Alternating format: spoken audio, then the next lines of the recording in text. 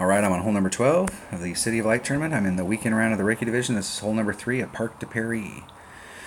All right, I'm coming at this with an extra mile and extra mile and a kingmaker, and I'm bringing. If I end up in the spot that I want to end up in, I'll wish that I brought, and I did on the front 9. I wish that I would have brought a Viper, but if you short shoot it or anything bad happens, you're going to wish you had a big dog. So I'm going to bring a big dog. As much as I would like to bring my Viper, I really don't want to take that chance. Let's see what the difference is. That 10 yards, you got a shot at it. You got a decent shot because of the 3-2 ball guide. It's because of that 3-2 ball guide you have a serious shot at it because you can get a better look at it. But the big dog can still get the job done. And if you need it, that big dog's going to come in. I mean, if you short shoot it a little bit, that big dog's going to come in very handy because it's got tons of topspin. We'll open up a chest. Working cards. Never want to play without an empty slot. And the best way to get gems is to practice on Monday and not qualify. Be nice to your opponent. Don't go out there and take your shot and go, okay, I know what it looks like, and then forfeit. Let your opponent shoot their shots. Get on the green. Miss your putts.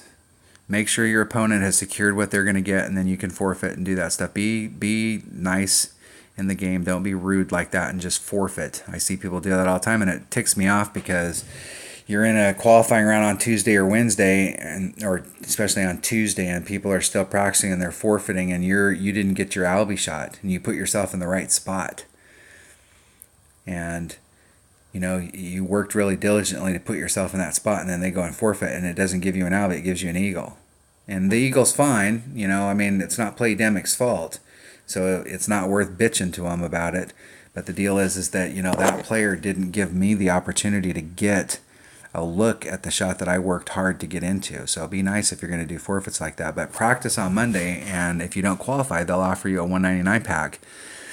And you get 25 katanas and 500 gems. That's the best deal in the game. And the 25 katanas are going to come in super handy because there's a ton of tournament holes that you can play with katanas. You can play this hole right here with a katana. The whole deal about bringing a 3-power ball out is that you can land on the other side. You can get on the green side, on the green fairway, and you can really have a serious look at trying to pick up an Albie.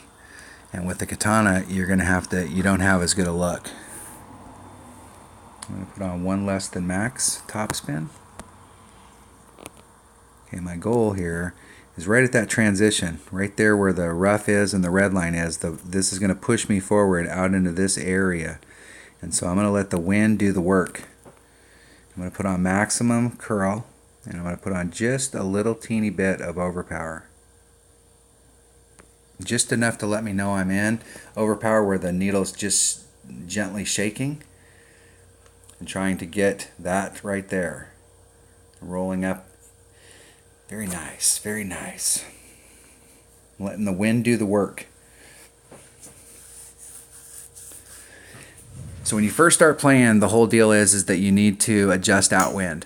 You need to get into the habit of adjusting outwind and learn that habit of adjusting outwind. And one of the next skill that you will learn, especially when you have any kind of forward moving wind, any kind of tailwind, is trying to use that wind to get you that extra little distance. So instead of getting in that spot and using a bunch of overpower and trying to max overpower it, you can let the wind do the work for you, and it takes very little effort. All right, I see this little window that I have on this fairway down here. I'd rather be on the green side. I'm going to put on max backspin. I'm going to go right at it.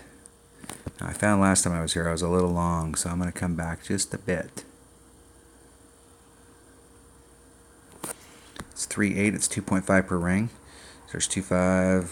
I'm going to go about a ring and a half.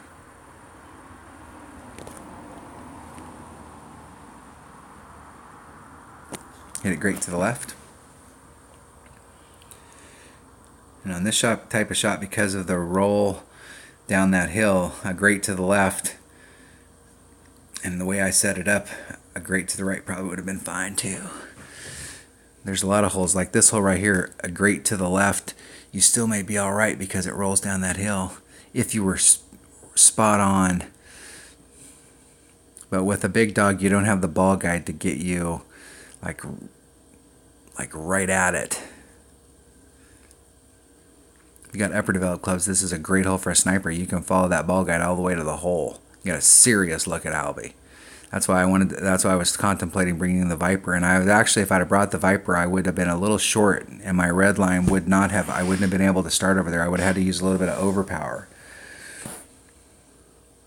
So while the Viper might have been the optimal club if everything went perfect,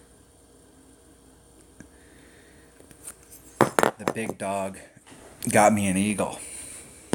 And the whole goal here is to get that eagle. There's a lot of people on this hole that aren't going to get an eagle. My opponent is proof of that. And so, looking at these holes, we're looking at hole number 2, hole number 11, 50% of the people aren't getting birdies.